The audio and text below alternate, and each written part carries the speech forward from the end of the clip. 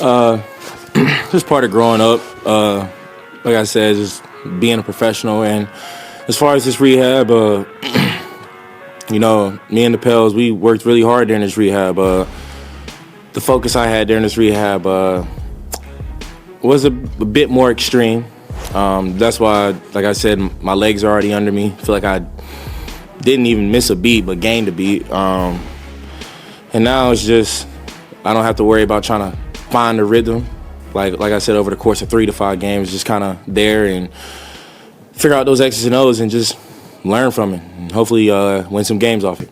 Okay, so that was Zion Williamson a couple days ago in his post-game press conference after his first game back. I should also note that in his second game back, well, he didn't play, which is part of the Pelicans' plan.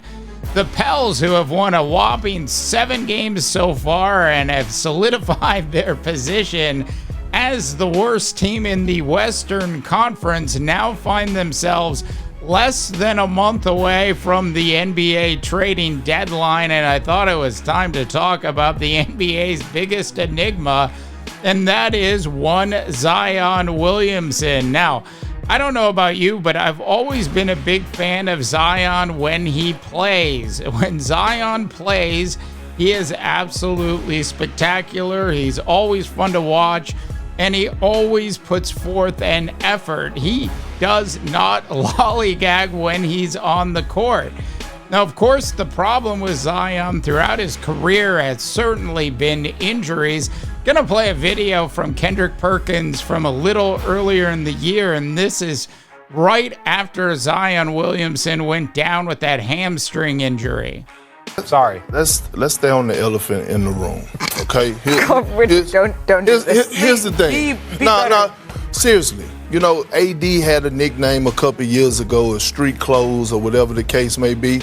Well, we need to start calling Zion pajamas because he's just as worse. I mean, damn. At the end of the day, if you're an organization like the Pelicans and you hope to have championship aspirations, Zion can't be the face of your team. He can't be your number one guy because he's never available. And I'm not questioning whether or not he's injured. It's the fact that he's always injured. And in order to be able to make a championship run or be considered a title contender, your guy has to be available, and that's not Zion Williamson. So even with the slew of people, Perk, that are missing right now for the Pelicans, if Zion was out there, do you think that he would still be able to catapult them up to where they need to be in the Western Conference? Well, I mean, last time that I checked, it was LeBron James, Zion Williamson, and Victor Wembanyama when it came to, top prospects. So I don't say this too often, but everything Kendrick Perkins said there about Zion was actually spot on. Look, in the world that we currently live in, a world of Ozempic and plenty of Ozempic knockoffs, for Zion Williamson to still have weight issues makes as much sense as you getting behind the wheel after you drank too much, knowing that an Uber or a Lyft is just right around the corner. I am just saying. All right, so all weight issue jokes aside, Zion Williamson has proven, at least when he's on the court, he is absolutely must-see TV. Now, he hasn't necessarily lived up to the hype that we thought he was going to live up to back in 2019 when he was drafted into the association.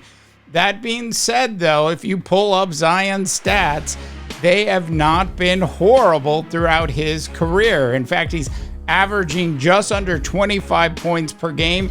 Shooting, his field goal percentage is 58.8.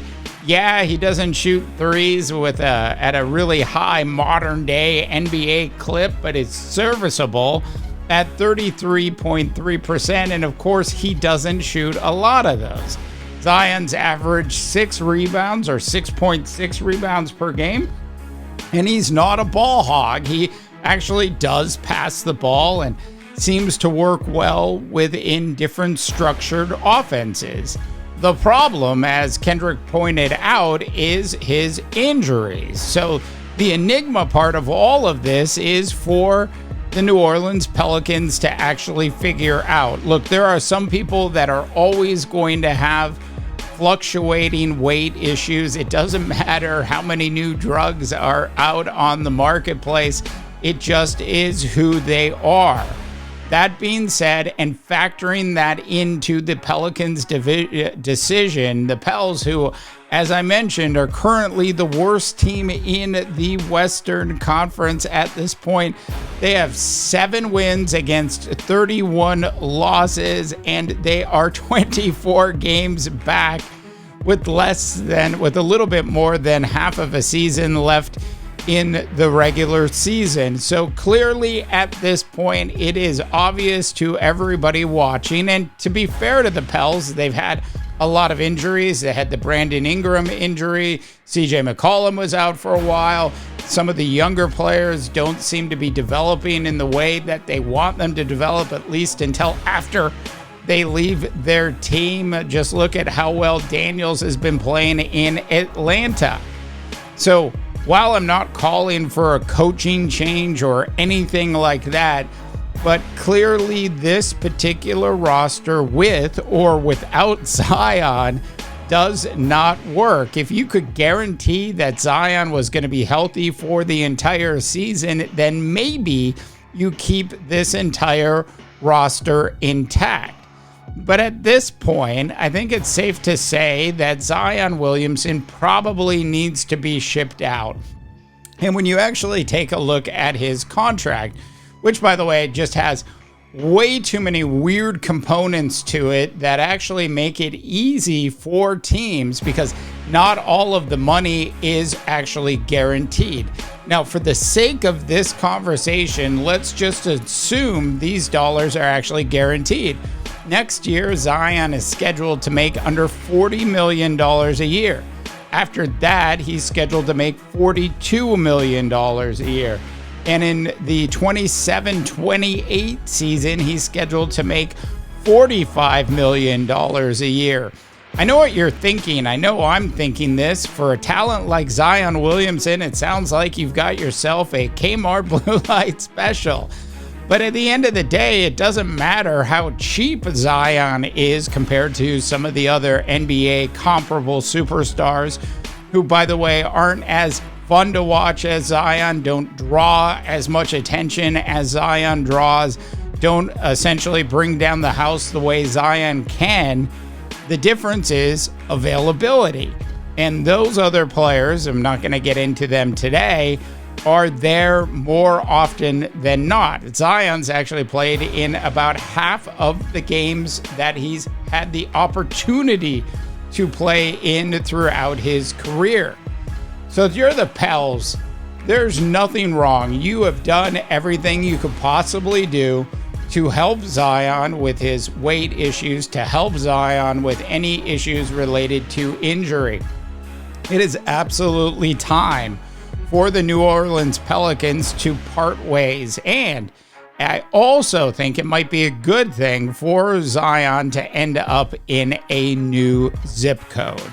All right, I'd love to know what your thoughts and opinions are on Zion Williamson, and where do you think Zion Williamson will ultimately land? And when he does land there, will he be healthier for the remainder of his career? Or is this just who Zion is? All right, for the NBA Rundown, I'm Dave DeBaugh, wishing you all a tremendous rest of your sports viewing day. I don't ever slow up, no I don't take shit. I got no love for the fakeness. If you wanna play tough and wanna hate this, I'll always show up.